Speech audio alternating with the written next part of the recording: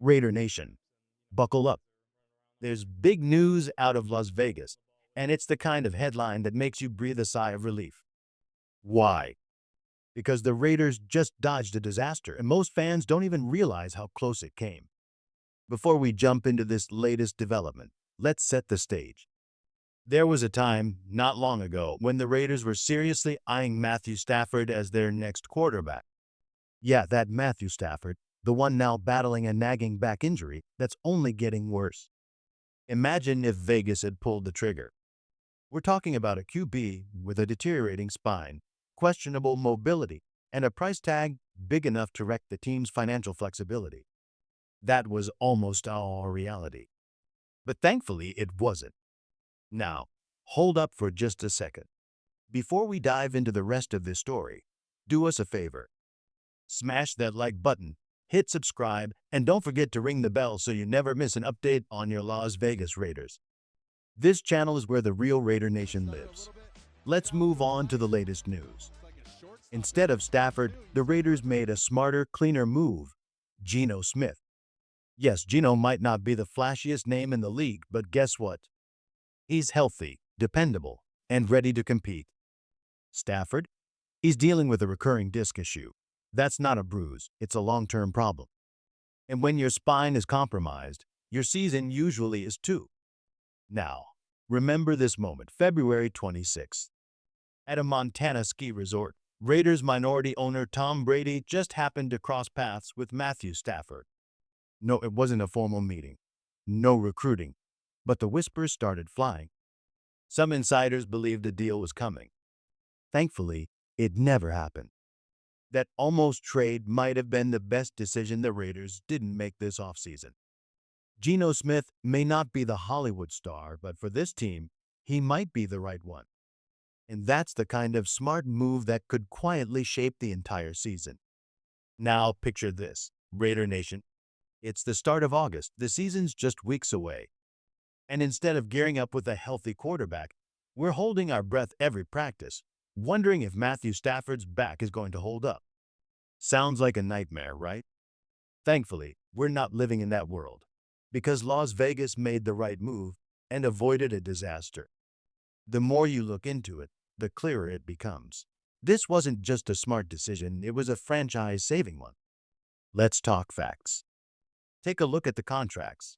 The Rams handed Stafford a monster 2-year extension, $80 million total, with cap hits of $47.2 million this year and $48.3 million next.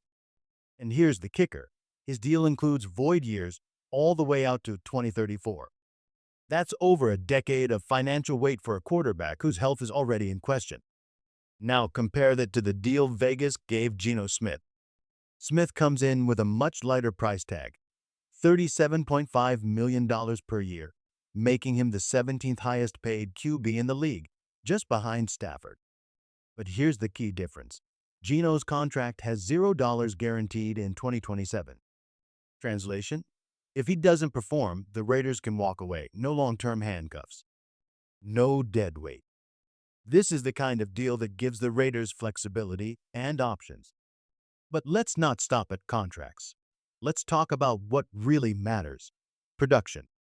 Over the past 3 seasons, Geno Smith has been statistically better than Matthew Stafford. Passer rating? Advantage Geno. Yards? Geno again. Touchdowns? Geno's got him beat.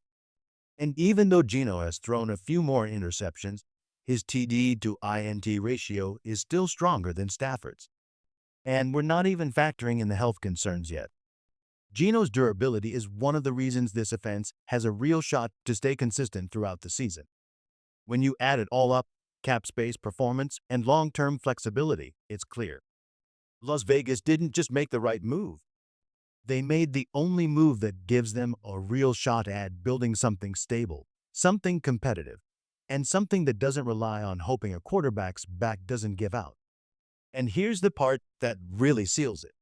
Even if you take away the stats, the contracts, and everything else, Geno Smith still comes out ahead in one of the most important categories: wins. That's right. Over the last 3 seasons, Geno has more victories and a better winning percentage than Matthew Stafford.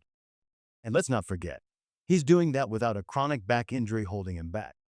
While Stafford continues to battle pain, Geno shows up, suits up, and delivers, week after week. Now let's talk about health, because this is where the bullet we dodged turns into a full-blown missile. Reports just came out. Matthew Stafford is dealing with an aggravated disc in his back. According to NFL insider Ian Rappaport, Stafford recently received an epidural injection to manage the pain. The Rams are listing him as week to week and are only hoping he'll be ready for week 1. That's not a recovery plan, that's a gamble. And here's the thing, epidurals aren't solutions, they're temporary fixes. It's like putting duct tape on a cracked engine block. The pain might fade for a bit, but the problem is still there. Medical experts are raising alarms too. One respected sports doctor called the injury a huge red flag. Why? Because epidurals don't fix the underlying issue. They just numb it for now. And if Stafford's back flares up again mid-season, that's a whole franchise held hostage by a spine. The Raiders didn't just get lucky here. They made a calculated, smart, forward-thinking move. They chose a healthier, more stable quarterback with proven production, and they avoided tying their future to a walking injury report. That's not just good business. That's good football. This one stings a little. If you're a true Raider at heart, you probably felt it too. Antonio Pierce, the man many of us stood behind, believed in, and wanted to see lead this team, was spotted at a Chiefs practice. And not just as a visitor, he was wearing Chiefs gear. Yeah, let that sink in. This is the same guy who once shouted Raider from every rooftop. A coach who claimed silver and black ran through his veins. A voice for the nation. A warrior on our sideline. And now, he's on the other side. Look, maybe it's petty, maybe it's emotional, but when someone you went to battle for starts waving another flag, especially that one, you feel it in your gut. This isn't just about colors or logos. This is about loyalty, identity. For many fans, this moment hit like heartbreak. You know the feeling when someone walks away, and not only that, they go straight into the arms of your biggest rival. And now that the dust's settled, maybe we have to ask ourselves something uncomfortable. Did the Raiders dodge another bullet? Antonio Pierce was once seen as the future in Vegas. But if this is where his heart truly was heading, maybe he wasn't the long-term leader we needed. Because here's one thing every Raiders fan knows deep down. You can't rock red and gold and still call yourself silver and black. Not in this lifetime. Let's get into what really matters now. Fresh moves from the front office. Just after wrapping yesterday's Raiders report, news broke that the Silver and Black worked out 3 players. No contract signed yet. But the names alone suggest the front office is hunting for smart depth ahead of the season. The most recognizable name? Terrell Edmunds. Once a first-round pick out of Virginia Tech in 2018, Edmunds has logged over 100 career games and started in 79 of them. He's been around, playing for teams like the Steelers, Titans, Eagles, Jaguars, and most recently, on the Chargers practice squad. Yes, his past 2 seasons were quiet, just 4 starts, but don't write him off. He brings veteran experience and a strong physical presence at 6'1", 217 pounds. The Raiders' interest in him hints at the need for competition and depth in the safety room. Next up, Mike Gardner, a cornerback. Not a household name, but he's the kind of player who fits the mold Vegas has been targeting lately, long, athletic, and aggressive. After going undrafted in 2023, Gardner actually earned roster time and continued playing into 2024, suiting up for the UFL's Arlington Renegades. Sure, the NFL tape is limited, but this is what late offseason workouts are all about, finding under-the-radar talent that can contribute, especially on special teams. What do these moves tell us? Vegas isn't sitting back. They're fine-tuning the roster, looking for every inch of improvement they can find, veterans with upside, younger guys with potential, and role players who can fight for a spot in the 53. This is the gritty, behind-the-scenes work that builds a winning culture. And for a team looking to turn the corner in 2025, every rep, every body, every decision matters. And for someone like My Gardner, it's not just about cornerback depth, it's about special teams utility. He checks every box the Raiders staff seems to value: long, athletic, rangy. At 6'2" and 212 pounds, Gardner fits the mold Pete Carroll traditionally loves in his secondary. But it wasn't just Gardner in the spotlight. Another name popped up during Raiders workouts that caught some off guard: B.J. Mazais. Now, ignore the late-night infomercial memories the name might stir up. Mazais is a young defensive back out of Texas A&M, standing at 6'1" and 195 pounds. And don't let his undrafted status fool you. In his final college season, he led the Aggies with 4 interceptions and 5 pass breakups, proving he has a nose for the ball and can make plays under pressure.